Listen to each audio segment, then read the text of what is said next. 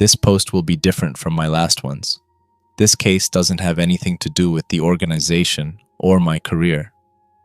This was my first experience with weird stuff, which is why I labeled this as Case 0. Think of it as the beginning of my end, or at least that is where this seems to be going. As a child, we moved a lot. My father's job took us all across the country, and I never stayed in the same place for longer than a few months. Never long enough to put down roots, but just long enough to miss them. One of these places was a small town called Stalborn. Don't bother looking it up.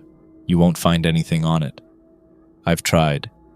Stalborn, from what I remembered, wasn't much. The majority of the town's area was populated by a dense forest, and the local hotspots were the pub, convenience store, and school.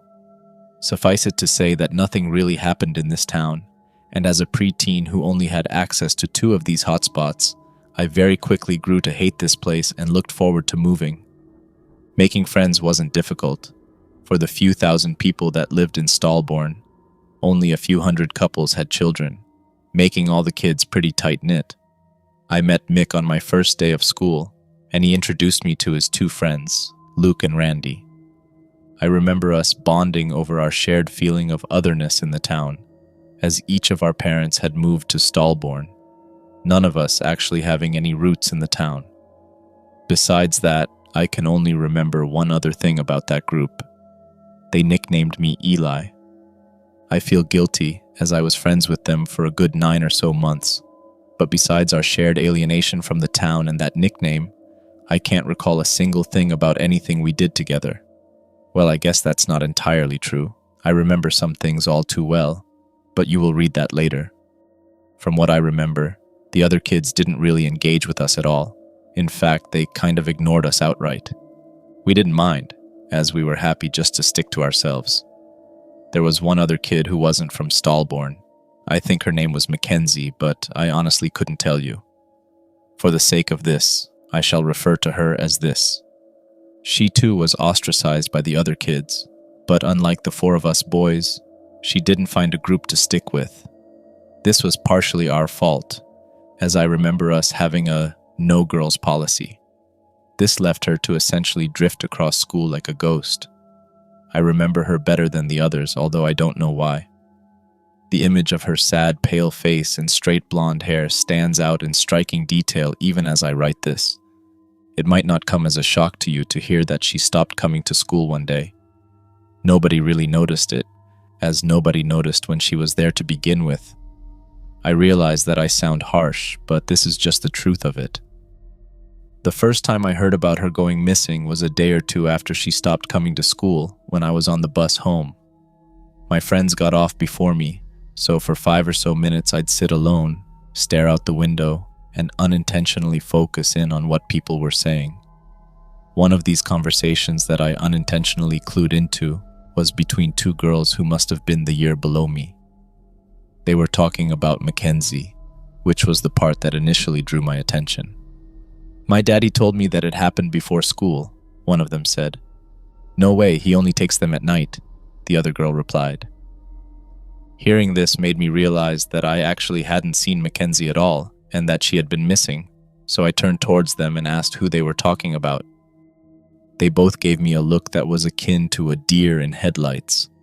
One of them looked away and focused out the window. Like most kids my age, they tried to ignore me.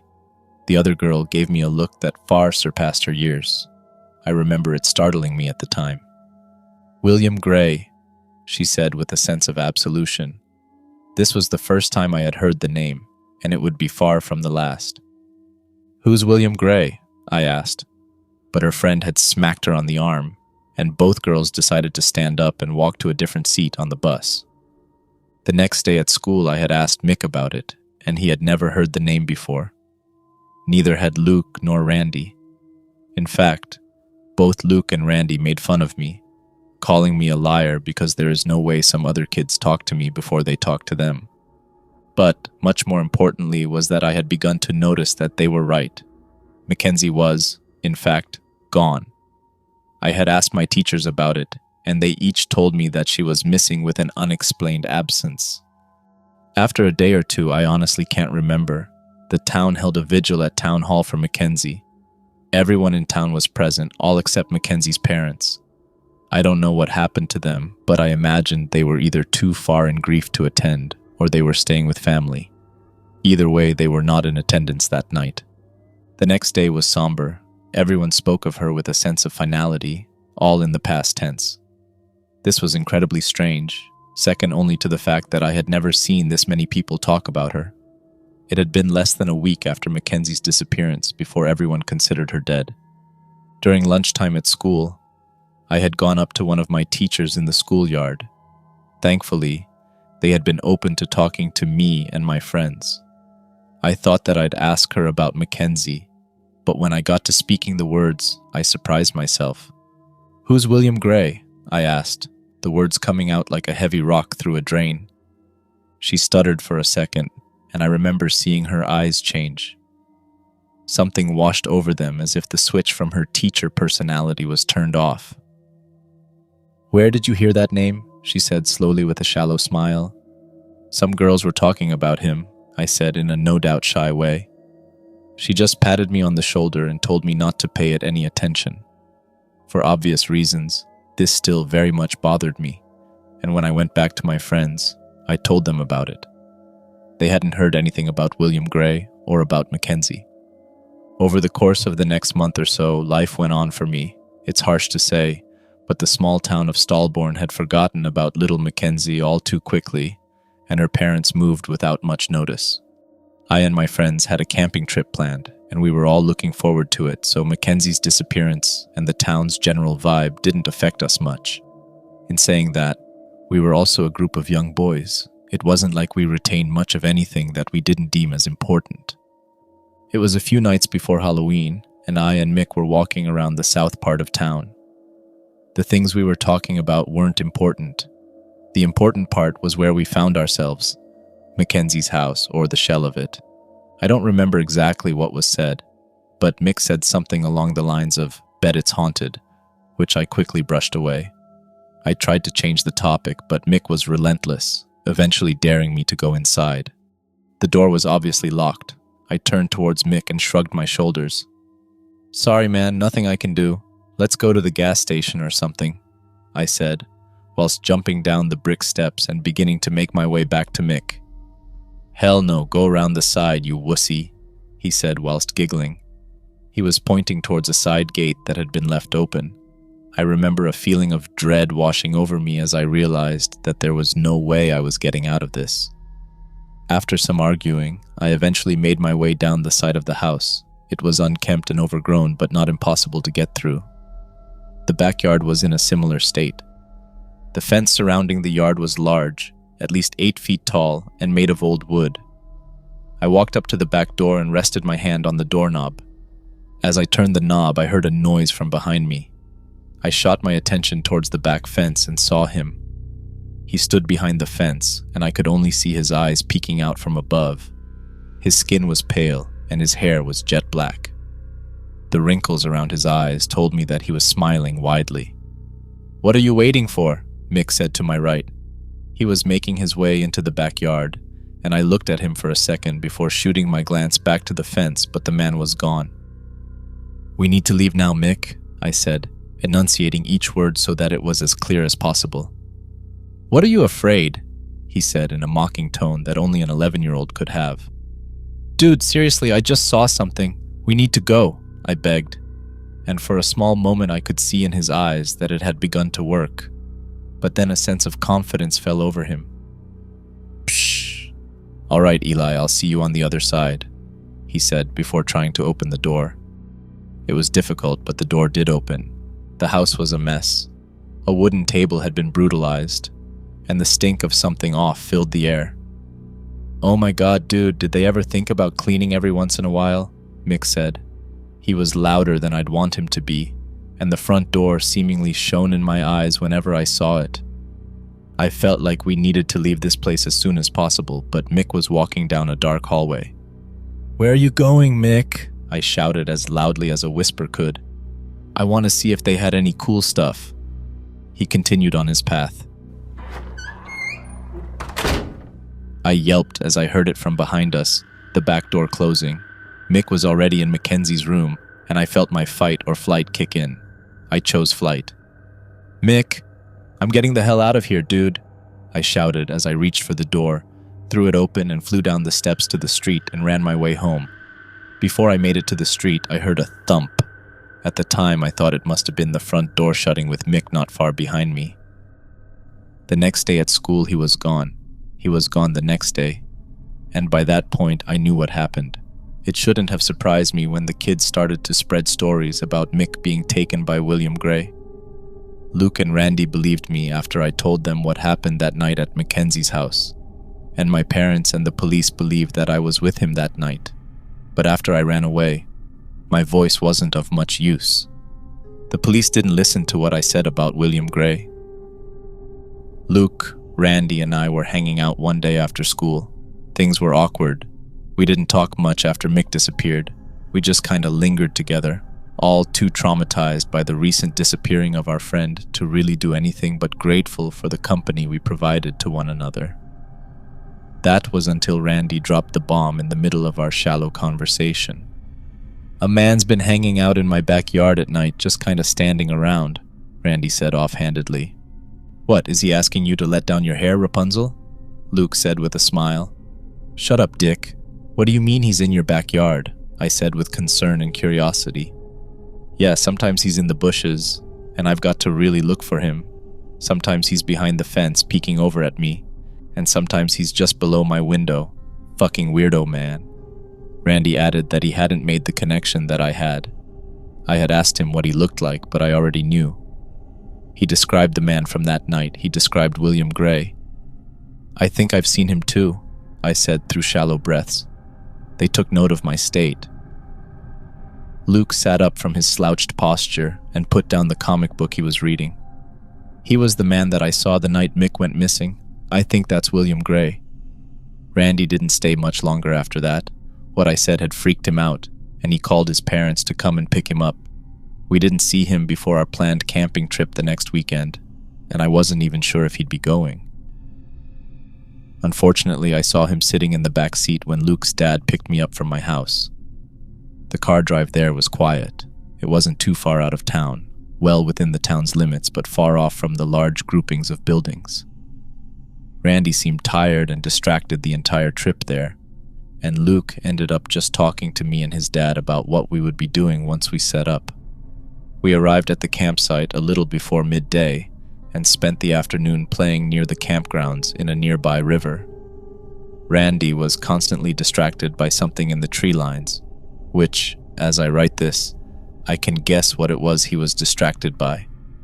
At the time, I was annoyed at him and tried to grab his attention whenever I could. Luke's dad stayed at the campsite, and by the time we returned from the river, he had made up a small bonfire, enough to cook some sausages and burger patties that he had brought along. That night, we sat around the bonfire. Luke's dad told us a story about a half-alligator, half-gorilla man, and to his credit, it was pretty good. Randy went to bed first, and Luke's dad made a remark about how exhausted he seemed. I watched as Randy walked to his tent, and he was right. He was hunched over, and every movement seemed like it took a great amount of labor.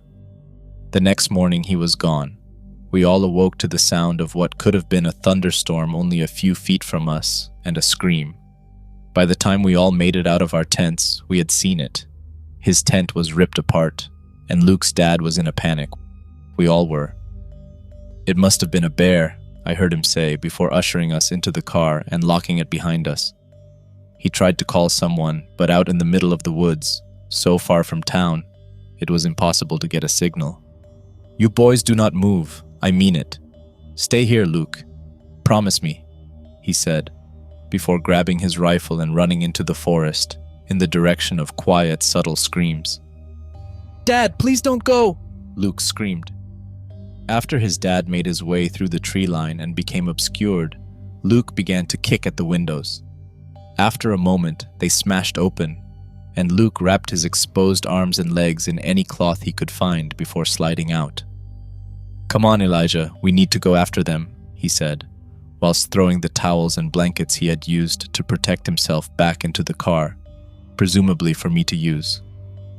After a moment of thinking, I imitated what he had done and followed after him. We ran into the tree line that we had seen Luke's dad run into. We could hear screams, shouts for help, and cries of pain coming from the direction we were going.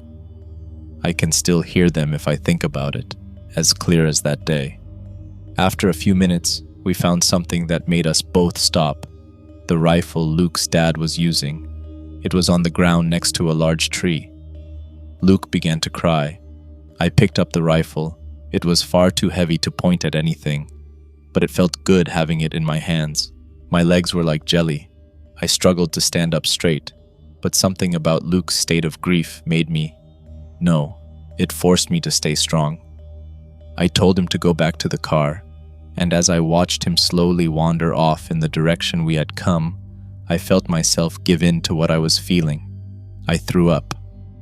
After I finished, I realized that the screaming had begun again. It wasn't far. Randy wasn't far, and maybe Luke's dad was with him. I heaved the rifle back up and continued my trek towards the noise. The screams became deafening. What was once a single voice had become many, more than just Luke's dad and Randy. I heard the voices of women, girls, boys and men, all young and old.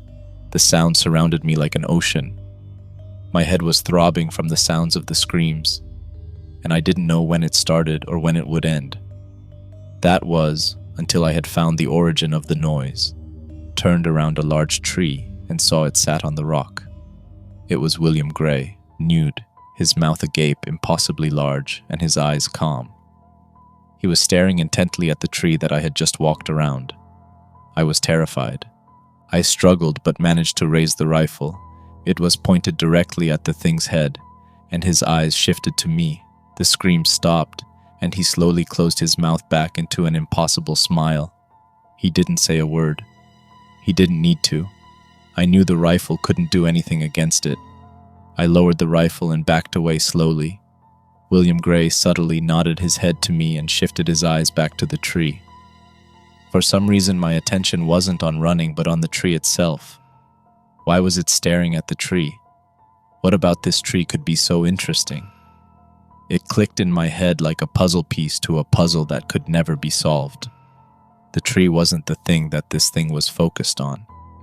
He was facing towards the campsite and was somehow staring through the tree, staring at Luke. I dropped the rifle and ran through the forest back towards the campgrounds. With every step, I could hear something large rushing through the bushes next to me. It didn't take long before it outran me. The sound of something grunting and bushes being pushed aside startled me, but the small glimpses of a gray, uncanny-looking man on all fours rushing past me are the things that, until recently, had seemed like a bad dream. By the time I'd got to the car, it was too late. One of the backseat doors was ripped off, and a small spatter of blood was left on the seat that Luke had presumably sat at, and Luke was gone.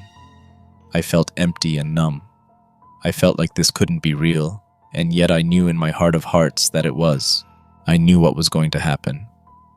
I walked up to the passenger seat, opened the door, and sat inside.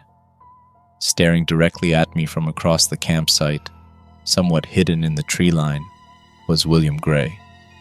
His gray skin stood out, and he was smiling that horrible, unmoving smile. We stared at each other for what felt like hours before I heard a car engine approach me. I took my eyes off of William Gray for a moment to look at the car. It was my dad's. I looked back at the tree line, and the creature was gone. My dad threw the door open and grabbed me into his arms before running back to the car. The next few days were a blur. The police talked to me, and I didn't say much of what happened. They called it a tragic bear attack, and my dad tried to comfort me, but he knew I had seen something. It just wasn't a bear. I stayed inside those next few days, never leaving my room. I overheard my dad on the phone with my grandparents. They were talking about taking me in for a bit before he could finish up work in Stalborn and move to join me. The last night in Stalborn was different. I don't remember how, but I was in my backyard, and it was late at night. He was in the bushes of my garden near the back fence. I could see him hiding there, and he had that smile, that horrific smile, staring straight at me. My dad had found me and brought me back inside, and by the next morning I was packed and leaving Stalborn. Lily leant back on a table in a motel room as I told her all of this. She had her arms crossed and her eyes closed. I had my face in my hands, and my foot was shaking uncontrollably. "So, Imani, this dream man brought these memories back for you somehow. Why? What does he want from all of this?" she asked. I didn't tell her about what Imani said about me owing him a favor. "And who lifted the restrictions on this William Gray thing? What is that thing?" she said, and rubbed her eyebrows. "I don't know, okay?" I said louder than I meant. "I haven't even thought about this thing in years. I just need some rest." I said it, but I knew I wouldn't. The idea of dreaming wasn't as appealing now that I knew that Imani, whatever he was, could just grab me out of my dream and stick me wherever he wants me. "Elijah, we need a plan. I am going to contact the organization about this and see if we can get Richard stationed with us for a bit. Anything to repel whatever it is that could be coming." "And what of this town? Stalborn," she said. But I gave her a look that said it all. "I don't know. I can focus on this on my own, Lily, it's okay," I said, trying to calm her down. Maybe I was trying to calm myself down. I couldn't tell as of yet. "Like hell you are. Jesus, man, you are being hunted by a weird monster thingy. And you expect me to sit here and do nothing," she said while scoffing. She pulled out some coins and left the room. I knew she was going to a payphone to call our higher-ups. And after a few minutes, she returned. She looked upset. "We have a new case, illegal use of runestones. They said they can send out a hunter to work with us after this case. Apparently, they're all in the field at the moment," she said. The last few words were said with a strange accent. I closed my eyes and fell backwards onto the bed. I had to try not to sleep. It would be difficult, but this was my life now. Or maybe it always was. How much of my life had been by circumstance or by my own choice? I always wondered where my interest in the preternatural had come from. I now know that it was from this aching in my soul. How much of my life is me, and how much of it was William Gray? Hello there, hope you enjoyed the video. These stories are part of a series of case files. You can check the playlist on screen or in the description for more. You can also visit the author's Reddit page if you'd like to read some of the cases. If you enjoyed the video, please like and subscribe. And as always, stay creepy, and see you in the next story.